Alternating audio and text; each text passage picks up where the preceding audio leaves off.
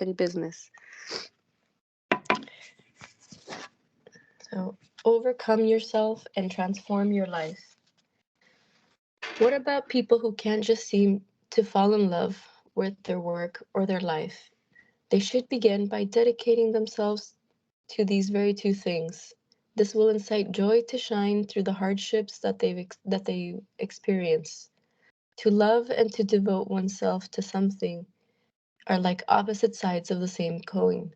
There is a causal relationship between the two. You devote yourself to your work or your life because you love it, and conversely, you come to love your work or your life by devoting yourself to it. Even if it seems difficult to do so at first, I suggest that you keep telling yourself what a wonderful job and wonderful life you have, and how lucky you are to be in this line of work and in this lifetime. If you do this, the way you see your work and your life will change naturally. No matter what kind of work you do, if you put your heart and soul into it, you will get results and gradually will begin to enjoy it and find it interesting. This consequently will increase your enthusiasm for your work and eventually lead to good results. Within this positive cycle, you soon will notice that you have come to like your work and thus your life. As I mentioned earlier, the company that I worked for after graduating from university was in such a bad shape that I was in danger of folding. My coworkers quit one after the other until I was the only employee remaining in my department. When the situation got to that point, I decided that there was nothing left for me to do but to devote myself to completing the tasks before me. And to my surprise, as soon as I began to devote myself to my work, my research results began to improve markedly. Naturally, when this occurred, my work became more interesting, and that further fanned the flame of my enthusiasm, creating a positive spiral. When you think that you can't stand your work anymore, it's worth trying a little harder. Accepting your situation and adopting a positive attitude as you grapple with a problem can transform your life. Overcoming yourself is the key to accomplishing this. You must suppress your selfish desires and deal sternly with any thoughts of self indulgence. If you can't overcome yourself, then you will never succeed at anything and will never tap into your true maximum potential. Take, for example, a person with average ability who studies very hard and receives high marks, and another person who is very bright and gets average marks without studying at all. The naturally brighter person may think, that other person gets good marks because she's always studying. But if I put my mind to it, I do even better. So after graduation, if the naturally brighter person runs into a successful businesswoman who excels through hard work, then he will tell himself, she was just an average student. I did far better than she ever did, implying that his ability is superior to hers. He may be right if we look only at the innate ability, but there is a world of difference between the two people's attitudes and enthusiasm for their work and thus their life. According to my formula for living, this difference reverses the results of their lives. Someone who studies hard must sacrifice the time she otherwise would spend watching movies or television. She must struggle against the urge to take an easier path.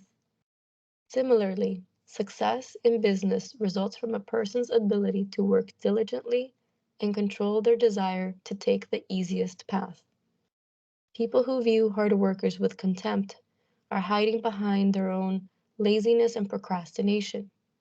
This perspective on earnest endeavor is warped.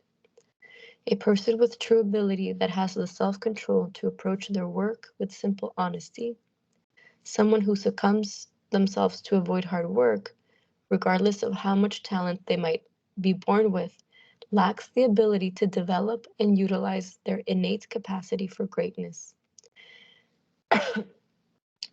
So a person needs more than the sum of their brain cells to be able to perform at their best and produce great results on the vast stage that we call life. They will succeed only when they throw themselves into their work and confront life's difficulties head on. We should keep this principle in mind each day of our lives. Earnest effort, hard work, these things may sound ordinary, but it is ordinary words like these that contain the greatest truth of life.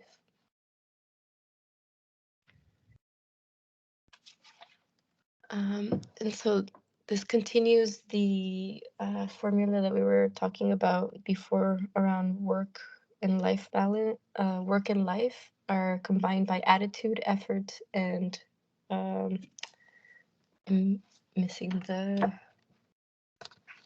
third one, but I will get back to you. I'll type it in the chat. And this is a clear example of how how we must keep diligent in our awareness, as we've probably shared before in our talks, that by nature humans prefer to take the easiest path.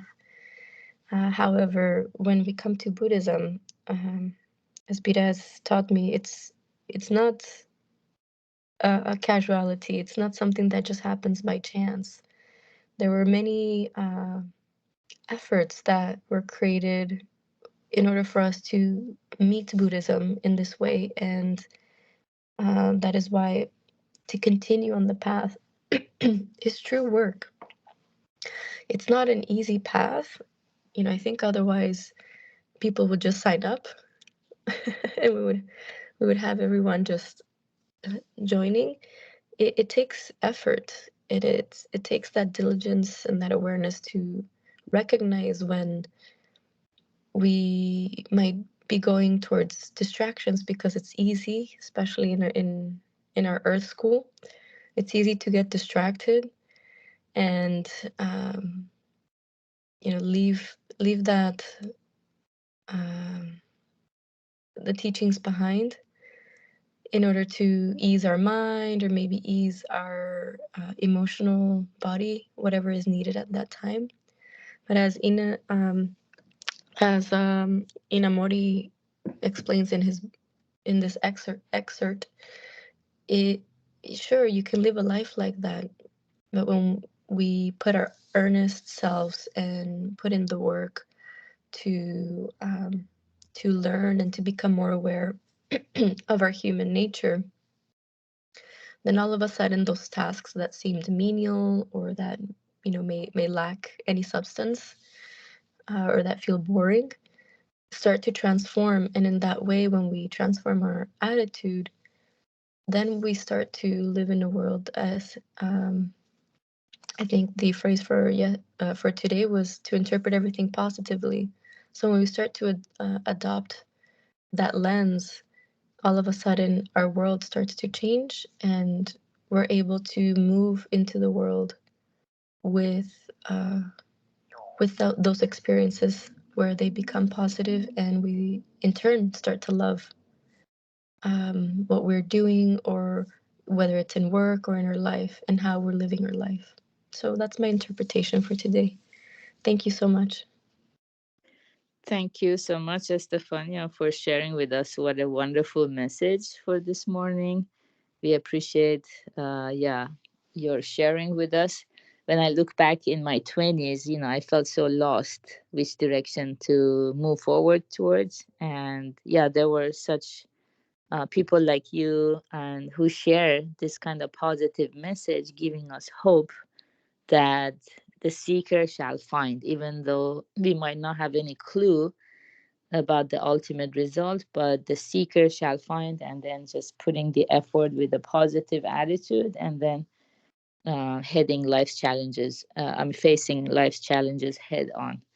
What a beautiful message. Thank you very much. Good job, everyone, for being here. Today we will have Karma Lab at 5 p.m. Pacific time, and have a wonderful hump day. Bye. Thank you. Bye. Thank you so much.